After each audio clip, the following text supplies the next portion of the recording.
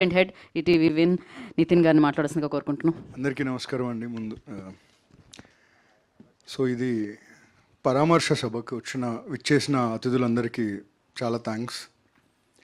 ఈ పరామర్శ సభ ప్రతాప్కి సంబంధించింది మాత్రమే కాదండి.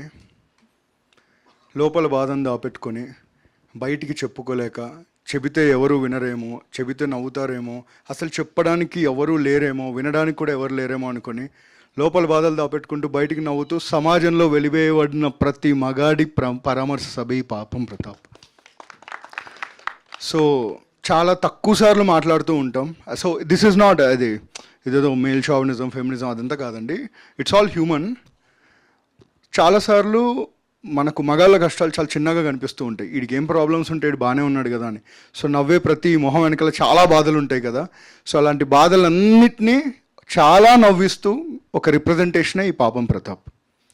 ఇంకా సింపుల్గా చెప్పాలంటే ఇప్పుడు ఈ మధ్య చూస్తున్నాం, ఒక రేస్లో ఉన్నాం. ఎక్కడంటే కొత్త కథ మంచి కథ, కొత్త కథ మంచి కథ అనే ఒక యుద్ధంలో ఎక్కడో ఎదుగుతున్న క్రమంలో మనకు నచ్చిన కథలు, మనకు నచ్చిన సినిమాలు మర్చిపోయాం. ఒక ఈవీవి సత్యనారాయణ గారిని మర్చిపోయాం, ఒక జంధ్యాల గారిని మర్చిపోయాం, ఒక ఎస్వి కృష్ణారెడ్డి గారిని మర్చిపోయాం, ఒక శ్రీను వైట్ల గారిని మర్చిపోయాం, ఒక జంబలగడి పమ్మని మర్చిపోయాం, క్షేమంగా వెళ్ళి లాభంగా రండిని మర్చిపోయాం. బట్ వాటన్నిటినీ గుర్తు తెచ్చే సినిమాని ఈ పాపం ప్రతాప్.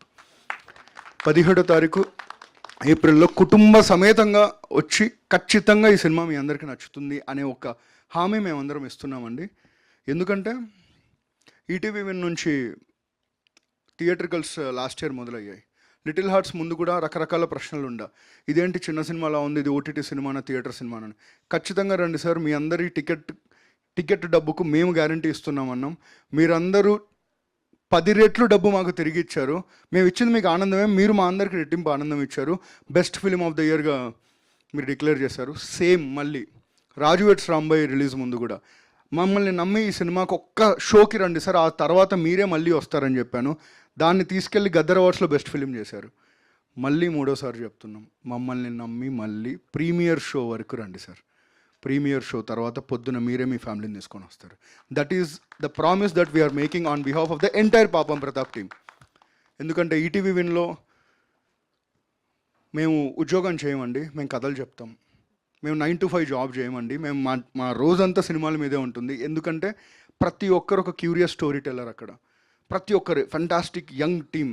ఇక్కడికి రాలేకపోయిన creative producers Suhruth and Kishore ఈ పాట డెలివర్ చేయడానికి 1/2 hour బ్యాక్ వరకు వర్క్ చేస్తూనే ఉన్నారు, టిల్ లాస్ట్ 24 hours నుంచి. సో మా అందరి ఇంటెన్షన్ ఏం లేదండి, థియేటర్ డోర్లు ఓపెన్ అయిన తర్వాత ఆ చీకట్లో కనిపించే వెలుగును చూసినప్పుడు మొహం మీద ఒక స్మైల్ వస్తుంది. అదే మా అందరిని నడిపిస్తుంది. ఆ స్మైల్ని రెట్టింపు పెంచే సినిమానే పాపం Pratap. That is for sure.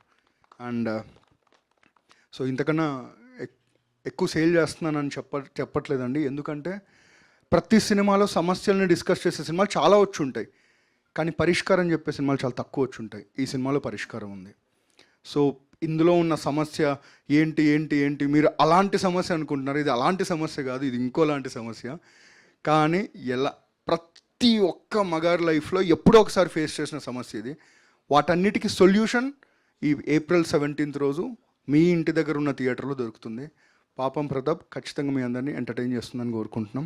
And ఇక్కడికి వచ్చిన కాస్ట్ అండ్ క్రూ వీళ్ళందరి గురించి చెప్పుకోవడానికి చాలా సభలు రాబోతున్నాయి.